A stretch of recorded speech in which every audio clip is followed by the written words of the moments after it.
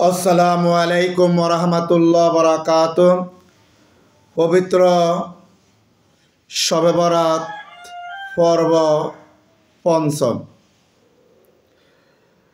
সম্মানিত দেশবাসী, আমার প্রিয় মুসলিম ভাই ও বোনদের প্রতি অনুরোধ, পবিত্র শবে বরাতের উপলক্ষে মহান আল্লাহর সন্তুষ্টির রেজাবন্দির জন্যে আমাদের করণীয়, আমরা পুত ও পবিত্র আত্মা নিয়ে ইস্তেকামাতের সহিত মহান আল্লাহর যথাসাধ্য মোতাবেক নফল নামাজ, দোয়া, মুনাজাত, দুরূদ শরীফ, প্রয়োজনীয় যে নফল নামাজের মধ্যে তারপরে দিয়ে আমরা বিশেষ করে সালাতুল তাসবিহ নামাজ আদায় করতে চেষ্টা করব এবং রাত্রে ইবাদত শেষে যেন কোনো অবস্থাতে আমাদের ফজরের নামাজ কাজা না হয়, আমরা গুরুত্ব দেব।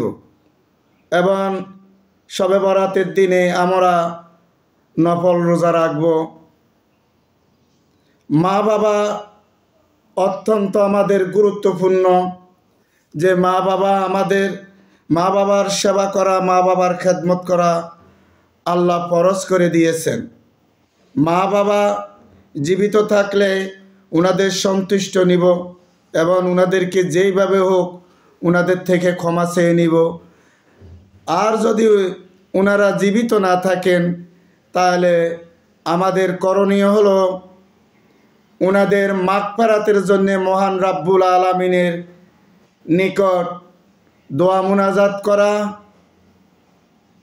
এবং ওনাদের কবর জিয়ারাত এবং প্রতিবেশীর কবর জিয়ারাত, পীর মাশায়েখদের কবর জিয়ারাত করা সুন্নত।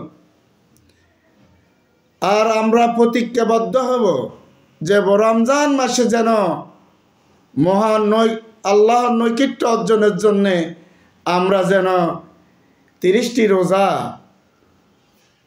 ফরজ রোজা রাখতে পারি, তারাবির নামাজ পড়তে পারি। আমাদের এই সিয়াম সাধনা, ইবাদত বন্দেগী, প্রস্তুতি এবং আল্লাহর নৈকট্য পাওয়ার উদ্দেশ্যে আমরা দোয়া মুনাজাত করব। শবে বরাতে আল্লাহর কাছে সাহায্য চাব, আমাদের জীবনটা যেন ধন্য হয়, কল্যাণ হয়। আপনারা সবাই ভালো থাকুন, আমার জন্য দোয়া করবেন, আমিও দোয়া করি। আসসালামু আলাইকুম ওয়া রাহমাতুল্লাহি ওয়া বারাকাতুহু।